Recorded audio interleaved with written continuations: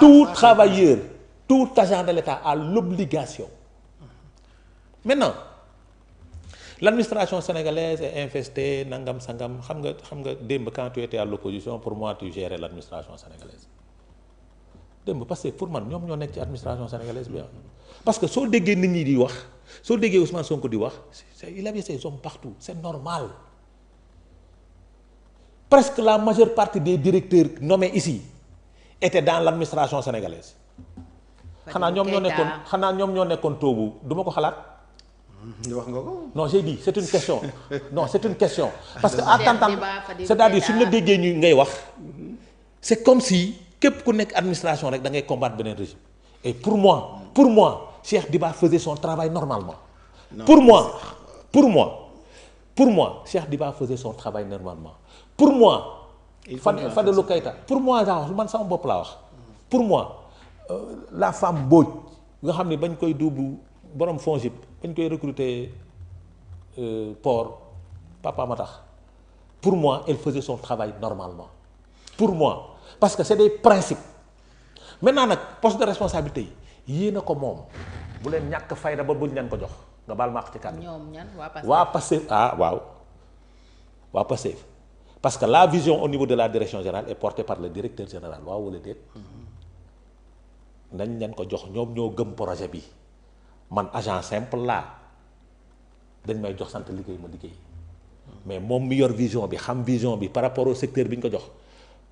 parce que am envie mu réussir. déglu kaay nag wax la gis nga dans les ministères et dans les directions les gens veulent que les choses bougent parce que su bougé wul du ñu fayee ko salaire. waaw wala déet donc am leen fulla ak fayda ñu jox leen ko su nekkee compétence yaa ngi fa am leen fulla ak fayda. Pastef waaw Pastef laa wax. non xam nga lan moo ñu indi fii fulla ak fayda. non xaaral ma wax. non déedéet man déglul. non léegi man dama lay défendre de. da nga mais défendre yëpp parfois nga ca wax ci. non déglul baax li mu la dama ne. am leen. xoolal c'est un combat que tout le monde doit porter. Non, wallaahi dama ko gëm. non gis nga. wallaahi dama ko gëm. moi j'ai des amis là où je travaille xam nga kon mosu koo def dem dugg na directeur général diw jox ko ndomb tànk parce que dafa xeex. non man loolu laa gëm parce que am na compétence boobu. xam nga man loolu laa. da ngay àndal xeex da ngay ànd ak ñoom jiite xoolal xam nga soo leen di ànd.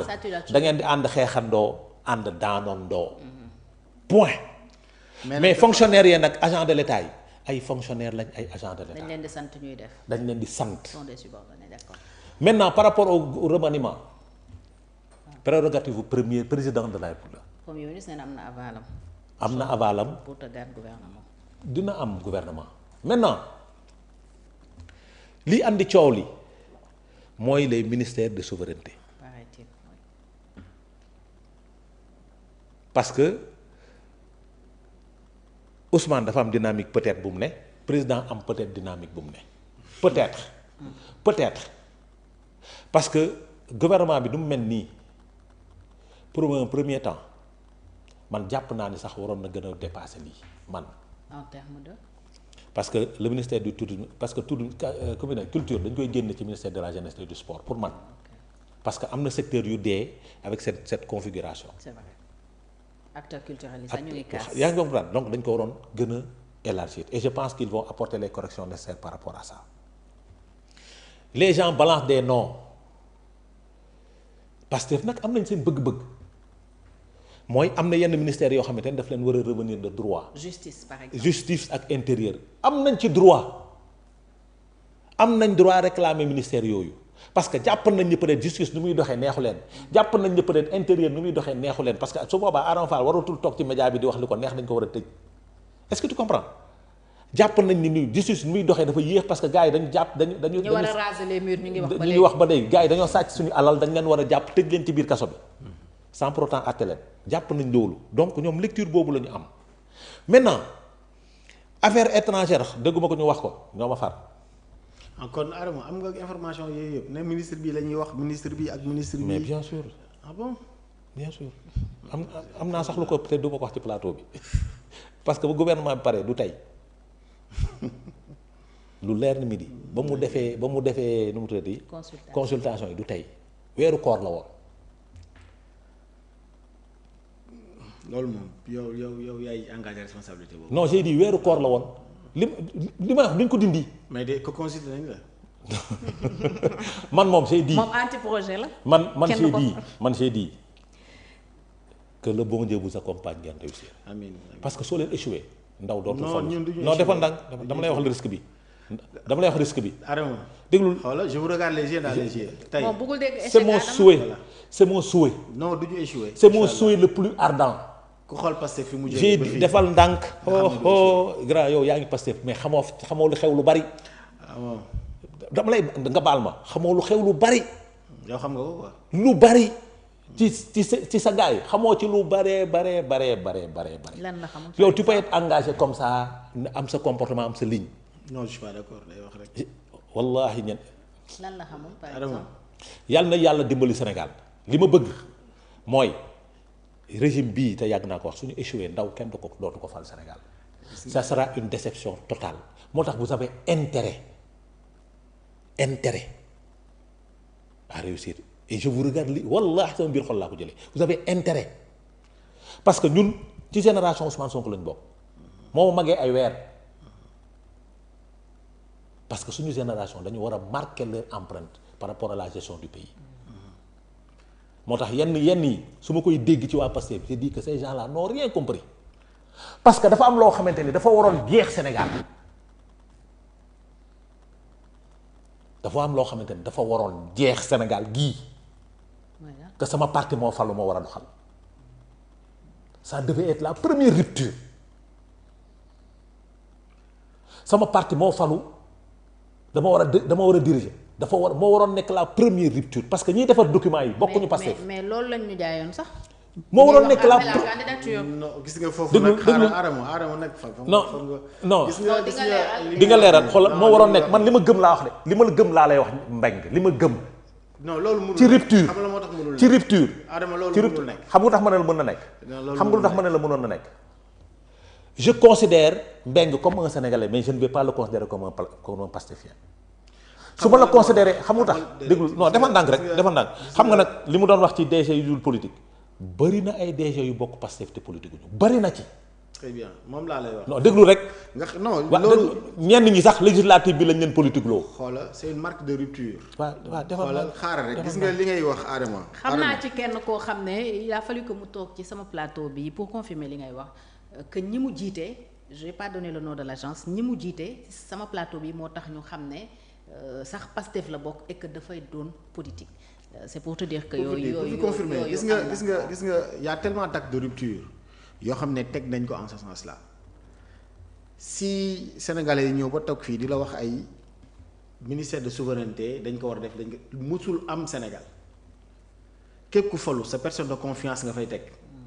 waaw loolu moom rupture ñun bi ñu ñëwee teg sëñ Ousmane Diagne quelqu'un ku toog voilà ku toog wax ne j'ai fait 30 ans de parquet je n'ai jamais été un procureur de l'exécutif. maintenant vous voulez l'enlever. tey non xoola yow yaay jox sa information. certains non xaaral. ah coow li mi ngi ci. nit ku ne aussi na nga jël sa responsabilité. coow li mi ngi ci réseau yi. waaw non yow non xam nga. j'ai dit coow li mi ngi ci réseau yi. mais yow yaa ko wax. man j'ai dit coow li. waaw xaaral yow laa jàkkaarloo nga wax ko mais man li ma conseillé.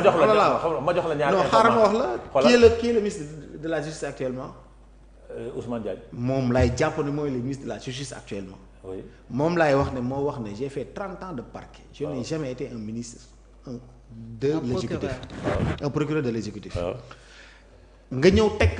il ne sera jamais un ministre de très bien nga ñëw il ne le sera jamais. waaw non ñun loolu la ñuy ñaan parce que ñun ñoo wax rupture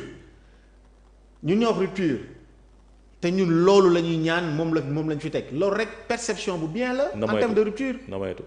bi ñëwee jël koo xamante ne bokk non gis nga lii laay wax gis nga nit ñi bu ñuy wax. grand waxal sa bëgg-bëgg rek. tu es un expert en communication moo tax ngay dugal affaire. grand bëgg xoolal non ce que je veux dire ce que je veux dire Mbengue. considérons c'est-à-dire à l'état actuel waxal. considérons à l'état actuel waxal rek fi nga yem ci niveau d'information. non man niveau d'information xam nga la man amul niveau d'information gis nga problème bi Sénégal loolu moo ko yàq. ay soo xamoon li ma xam wala nangam. gis nga non loolu non non déedéet non man je veux quelque chose de factuel. non gis nga lu remaniement amagul. waaw moom laa la mais wax les gens sont nit buy wax. consultation am na depuis octobre. waaw loolu moo tax loolu yow la engagé. depuis weeru koor amul sénégalais bu mën a taxaw factuellement ne la def nañ consultation loolu sénégalais yi kenn mënu ko attester. je te dis plus dinaa la bàyyi nag sa grave kàddu mais li ma lay wax mooy plus grave li may wax. je te dis plus grave pour ces ministres là. yow yaay ils wax sont ba allés tey plus loin Fatou. ils ont fait des enquêtes de moralité sur ces personnes. loolu enquête de moralité c'est un principe. loolu yàgg na non dama ne pour vous dire.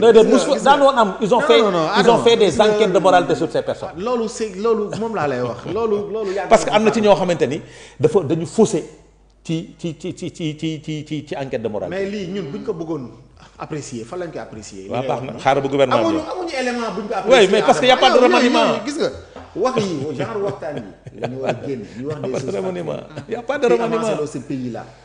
gis nga nekk guñ ci remaniement parce que proposé guñu ko amul gouvernement bu ñu wàccee gul démissionner pour ñu proposer un nouveau gouvernement donc qu'on s'en limite actuellement li nga xam ne moo fi nekk quelque chose de factuel. c'est Ousmane Diagne bi ñu ko tegee une perception pour dire que nous sommes dans la rupture en plein. il faut continuer dans cette rupture. ñun loolu la ñu espérer mais nag la justice elle est rendue au nom du peuple. oui bu fekkee ne peuple bi jugé que ne dossier yi dafa yeex. am na droit wax ne dossier yi dafa yeex. waaw Pastef ñoo jugé dossier bi daa yeex. non du Pastef rek. waa Pastef la waa Pastef la xam nga loolu mooy erreur. noo koy quantifier. xam ndax erreur noo ko quantifier. xam factuel tu es dans le factuel. xam nga nan laa quantifier. ah ca waxal. am na ci ñu factuel ci perte seen bakkan. factuel gaañu si te ñooñu bokkuñu Pastef. factuel. ñooñu seen famille réclame la justice. oui parce que y a une loi d'amnistie boo xam ne da ngeen ne woon da ngeen koy abrogé bu ngeen ñëwee. non ngeen amee majorité à l'Assemblée nationale. abrogé wu leen ko loi d'interprétation ngeen introduire woon conseil constitutionnel rejeté ko. non conseil constitutionnel moo tax sax ngeen naan dañu war a jëlee itam conseil constitutionnel. def loolu soo bëggee ñu génn ci débat bi ñu dugg ci débat boobu. non dama ne li tax yéen amagul woon mooy y a une loi d'amnistie qui est là ngeen waxoon bu ngeen amee majorité moom ngeen campagne ni boo duggee ci la ça n'explique pas un peu les lenteurs du dossier yooyu. xam la moo tax yow yaa wax le conseil constitutionnel daf ko rejeté. la loi d'interprétation le conseil constitutionnel par rapport bi ngeen diggee woon. voilà xam nga dafa ñëwoon ñu du bëgg a def une